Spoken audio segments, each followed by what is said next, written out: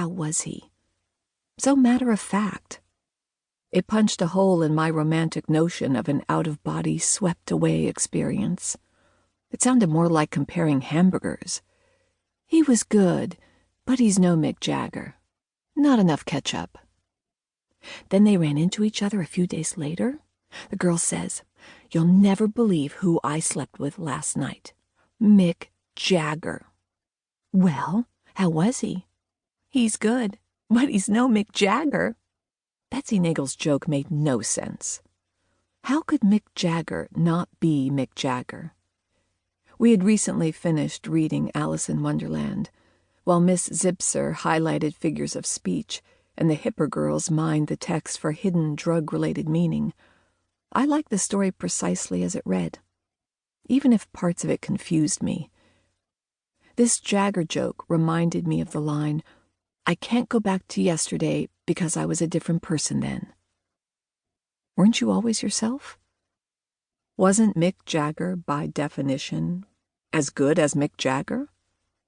If Mick Jagger didn't define Mick Jaggerness, then who did? I suspected there was some sort of irony at play.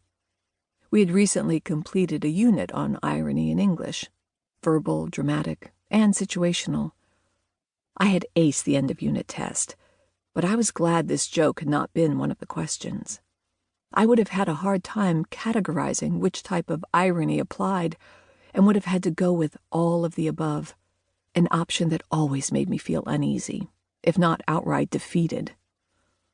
I nodded a silent, "That's a good one," to Betsy, as I noticed a tiny splotch of white polish on the navy saddle of my right shoe. I hoped the line monitor wouldn't give me a demerit.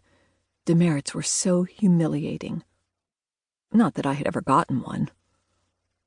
At lunch, my best friend, Gwen Caddison, told me the same joke. It was going around. Gwen substituted the Who's Roger Daltrey and Marty Balin of Jefferson Starship. So that was it. Not really a joke so much as a game where you slipped in different names.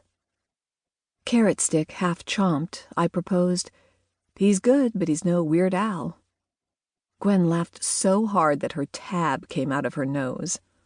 Gwen countered, "He's good, but he's no Captain." "Huh?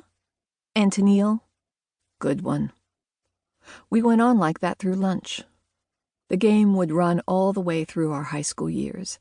The game where you could talk about having sex with a pantheon of rock stars, swapping one for the other willy-nilly.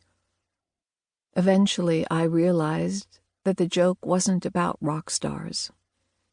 It wasn't even about sex. It was about promise and hope. It was about greener grass. Mostly, it was about disillusionment. Chapter 1. "I'm going to have to start wearing my glasses on one of those chains," I said. I was sitting on the bed, propped against 4 pillows, filing the rough spot on a fingernail I had been fidgeting with all day.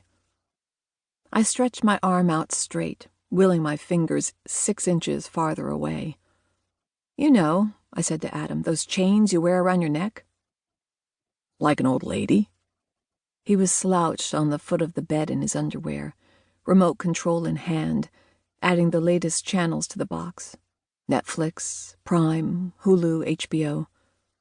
Behind these icons, neatly arranged on the screen, was a new generation of media tycoons flush with cash and buying shows like drunken sailors. My husband was an agent in the motion picture television department of a major talent agency, his father's. It was part of his job to make sure the agency was selling what the entertainment providers were buying, though entertainment value often seemed the least of the transaction. "I beg your pardon?" I said. "Old lady." "Nothing," he said, as he added the car chase channel to the lineup. But I knew perfectly well what he had said. Old lady. Old. Lady. Old. I thought about filing the rest of my nails to match the newly shortened one, but that seemed several fingers too many to cope with right now, especially since I couldn't see.